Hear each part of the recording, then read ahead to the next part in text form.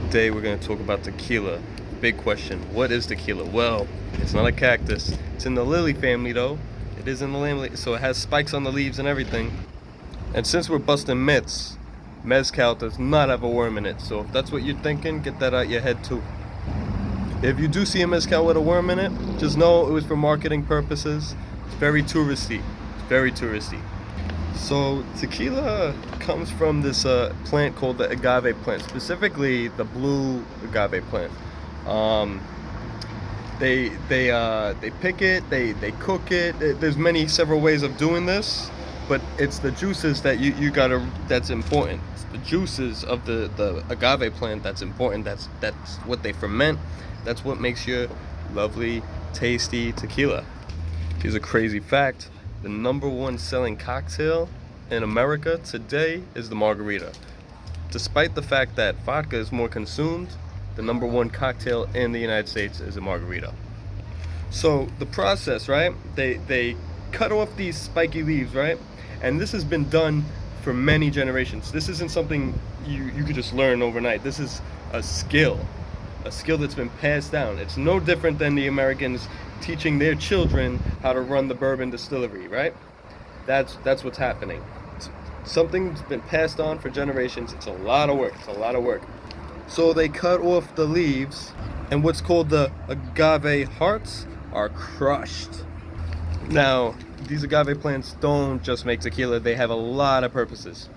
They're used for medicine. They were used for clothing. They were used for beer, known as pulque. I think I'm saying that wrong. I'm probably saying that wrong. Correct me though. I appreciate criticism. Really, I embrace it. It's the only way I'll learn. But they make beer out of it. Obviously, they make a liquor out of it called tequila. A lot of purposes go on with this agave plant. And interesting fact, it didn't really hit America until, well, not at least not on the shelves until about the 60s. But it was found during the Prohibition era. That's when Americans got crazy. They wanted the alcohol, and they were sneaking alcohol from Canada, and they were sneaking alcohol from Mexico. That's how we were getting alcohol during the Prohibition era. Crazy hustle. Mexicans learned how to distill with the Spaniards and the Chinese, ironically. The two of them taught them how to distill. But the Spaniards were distilling rum more, so I'm assuming it was the Chinese that helped them with the tequila, but don't quote me on that. So your white tequila, right, more or less is poured straight into the bottle. There's no like crazy aging or distilling. It's just kind of like whoop. I mean, they might have to dilute it a little bit so it becomes 40%, so it's not too strong, but that's probably about it. So going back, we understand that the juices of the agave hearts makes tequila, yeah? So now I bet you're thinking, so what makes mezcal mezcal? And I know you guys are saying, oh, all tequila is mezcal. All tequila is mezcal, but not all mezcal is tequila. That's something Sammy Hagar said. Smack! Get that out of your head.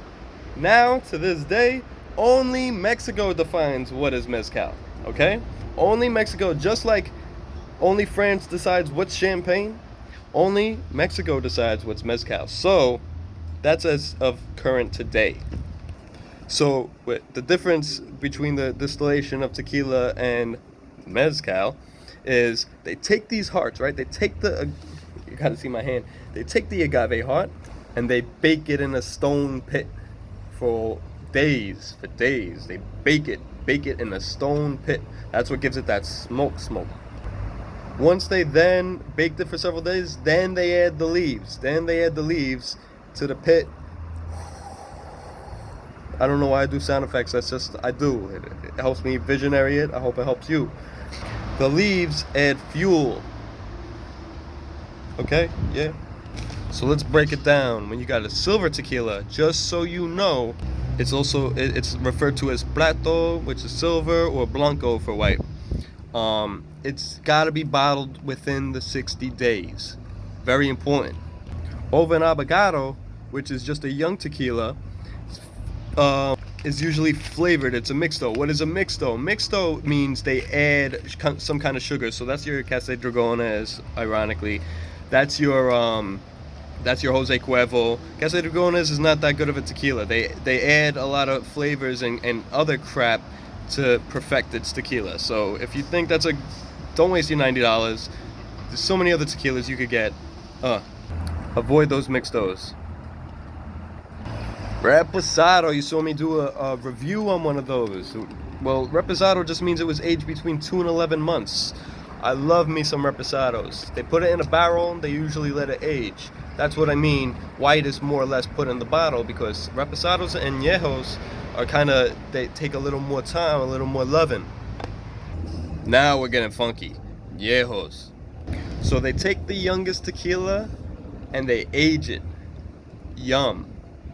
They age it usually about a year, in these small oak barrels. Yum.